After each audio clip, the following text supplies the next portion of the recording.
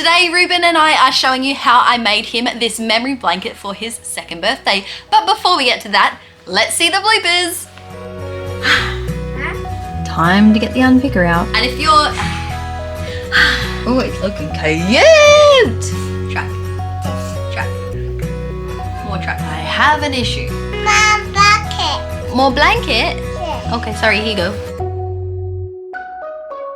Hi crafty people! Today Ruben and I are showing you this memory blanket that I've made. Ruben has recently just turned 2 and he loves to snuggle with a blanket and a book. He's a very cuddly kid and I knew that making a blanket for him was going to be a fun present that we could enjoy. This blanket is made up of patches from various other sewing projects as well as a few fabrics that we've picked that are specific because we knew that Ruben would like them. And if you've got fabrics at home that you would like to use up the stash of your scrap fabrics, or if you've got items of clothing that your kids used to wear when they were littler, you can chop those up too to make patches for a blanket just like this, and it is a great way to be able to remember those beautiful clothes your kids used to wear when they were smaller. If this is your first time on my channel, then welcome. My name is Marie and this channel is all about motivating mums to make and mend. Ruben here is the youngest of my 4 kids who are aged from 6 to 2 years old.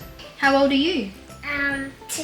Yeah! If you're a beginning sewer and you are interested in making a blanket like this, I'm going through the steps in a very easy way, like this, so that you'll be able to sew a blanket like this too. I'm not quilting the blanket, so it's not a complicated one. And if this is your first time making a blanket, I'll also be going through a lot of details about how you can do these self-binding corners here and edges, so that the backing fabric curls over to make the border, and we're making these mitered corners. So if this is your first time making a blanket, I hope that this tutorial was helpful for you. And with all of that being said, let's get making. My mum likes the memory blanket. These here are the piles of fabric that I'm going to be making some of the patches out of. Each of the patches that I'm cutting out is going to be a 17 centimeter square, and when I sew it together I'm using a 1 centimeter seam allowance around the whole thing, which will give me 15 centimeter squares of patches. This will mean that I can have 7 patches across and 7 patches down, which will give me 49 patches in total. So our first step is going to be laying out each of these fabrics and cutting out the patches that will fit on each of them. Some of them I can cut more than one. Some of the items of clothing or the scrap fabrics I might just be able to get 1 patch. I now have all 49 patches all cut out. Mostly they're all the scrap fabrics that I showed you, but I did go out and purchase a few more truck related fabrics because I know that's what Ruben is interested in. So now I have all the pieces here. I'm going to head over to the carpet and lay them out so that they're in a 7 by 7 grid. And I'll be randomizing where I place each of the different patterns so that it makes a bit of a randomized design. And now that they're all roughly placed out comes the tricky part, which is trying to rearrange until you're happy with it. This part genuinely did take a really long time to be able to piece things together because I was trying to separate the light colors from each other and the dark colors from each other and not have too many trucks in the same area. I ended up asking Lane to come over and the 2 of us worked together so that each row had different colors in it and different patterns, and so that no row had a duplicate of the same pattern in it. And although this might seem a bit tedious, I actually really like this part of the process and I feel like it brings out that part of your creativity and making it unique. I actually really liked this part of the making process. We did it! I wrote the row numbers on some little sticky notes and I pinned it onto the first square for each of the rows. So it says row 1, row 2, all the way down to row 7. And then I piled up our squares on top of each other, keeping them in the same rows, like in the same order, so that I was able to then take each pile to my sewing machine and sew them separately. So I have the row 1 pile here in front of me and we're going to sew each of these squares together on the sides. So I have the first one here and I need to sew it this side seam here along with the second one, so we're going to fold it over like this and sew a straight stitch down here, and then once it's sewn together I can fold the next one out and put it on as well. So I need to make sure that my pile here stays in the correct place to make sure that they stay in the correct order and to hopefully not end up stuffing up all that hard work we did to make sure that it was patterned out well.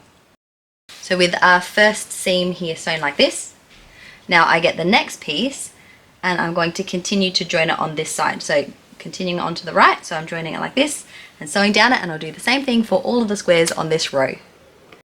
Because we read from left to right, I find it easier to follow that same process as we're putting these patches on. I put my sticky label with the row marker on it on the most left-hand part of each row, and then I'm adding each of my patches to the right-hand side. So once I sew one, I'm opening it out and then adding the next one to the right-hand side of that one until I reach the end of each row. Once I finish row 1, I'm going to get my pile from row 2 and do the exact same thing again and continue doing that until I have all 7 rows. This one here was row 5, this one is row 6, and I have also just finished row 7 here. So we've done each of our rows.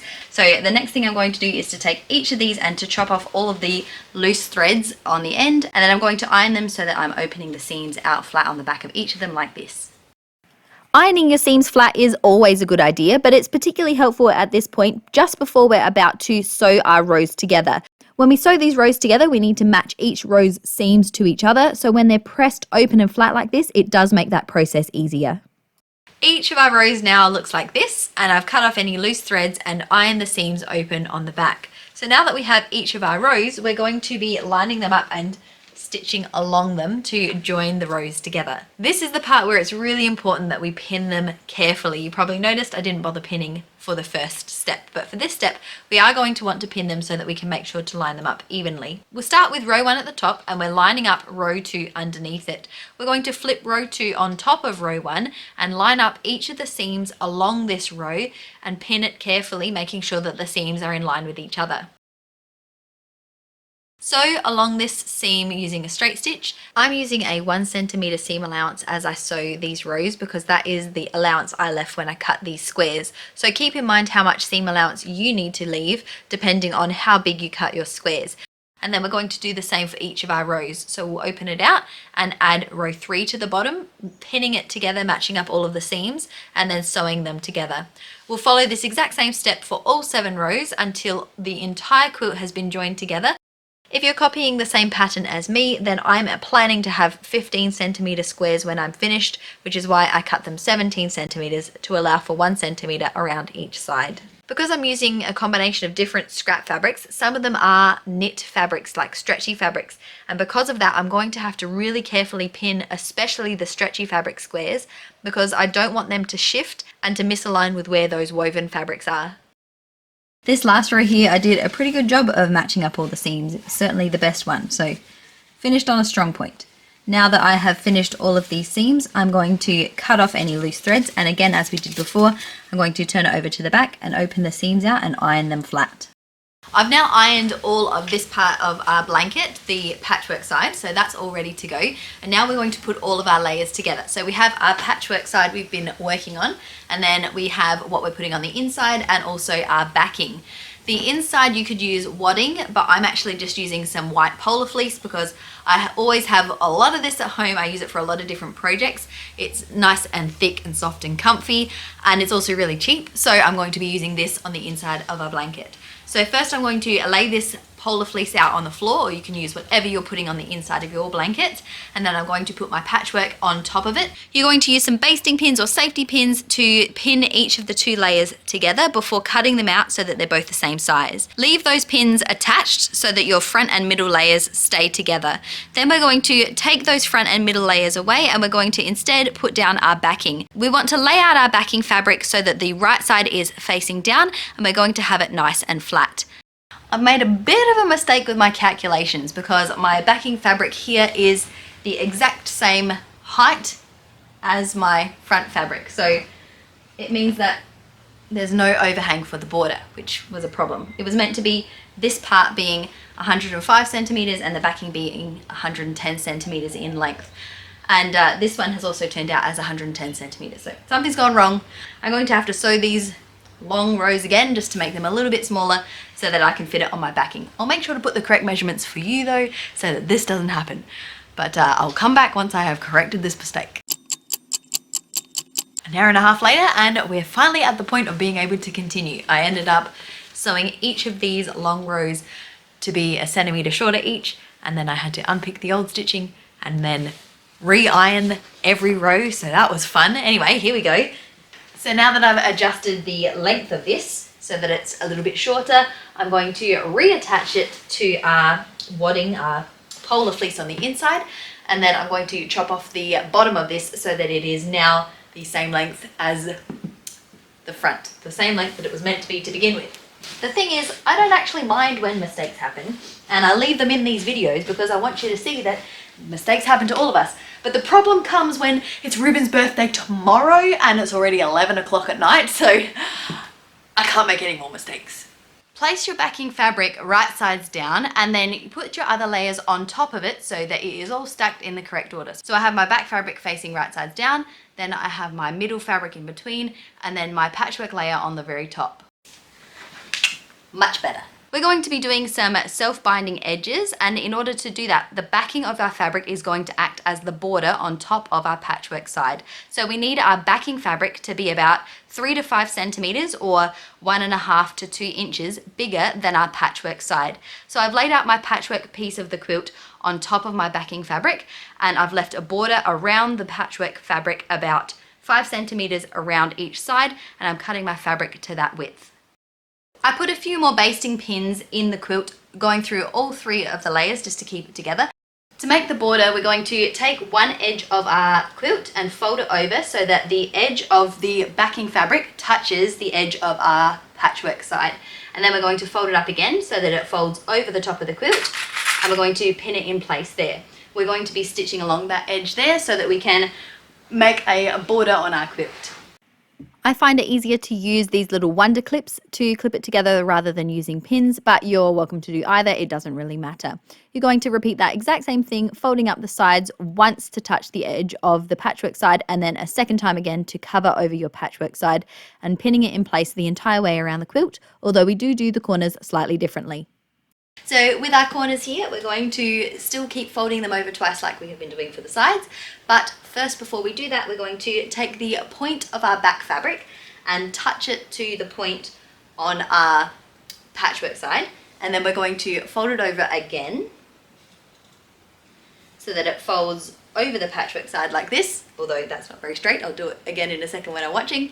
And then we're going to fold the sides in, and it will create a 45-degree angle point corner. I'll show you. Use the point of your backing fabric and touch it to the point of your patchwork side. Then fold it over a second time so that the corner is folding over your patchwork side. Then we're going to fold our sides in the exact same way we've done for the rest of the blanket, which will create those mitered corners. So that there is how we do the corners. So I'm just going to do the same thing all the way around our blanket. If you're using a really thick backing fabric, you might need to cut the point off of the top of your corner here so it's not too bulky in the corner. So you might need to just play around with it and see how it looks. So at this point now, I have folded our border around all 4 sides and I have done our corners. So now that they are all pinned in place, we're just going to sew a straight stitch around all 4 sides. We want to sew as close to that folded edge as possible. So the way I like to top stitch like this is to line up that folded edge to the middle of my presser foot and then have my needle nudged over slightly to the right so that it's just going onto my fabric. Remember to put your needle down before you turn your corners, and once it's all sewn together it will look like this. Then you just need to take the basting pins out, and I'll show you here some footage of what it looks like when Ruben's using it. You're going to have a sleep? Okay, you got all your teddies. You set up a little bed. You look very, very comfy. Do you like your new blanket? Yeah. Good. Night night, little dude. So there you have it. Thank you for joining us today as we made this blanket together.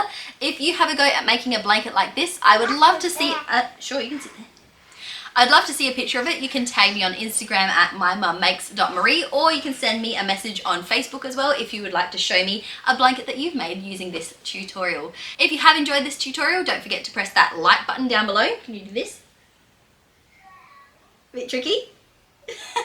And if you click that subscribe button and the little bell next to it, you'll be notified anytime my new videos go live. So thank you for joining me today, and I'd love for you to watch another of my videos after this. But until next time, go get creative and we'll see you later. Where's Ruben? There he is. More? Okay. Ready? Where?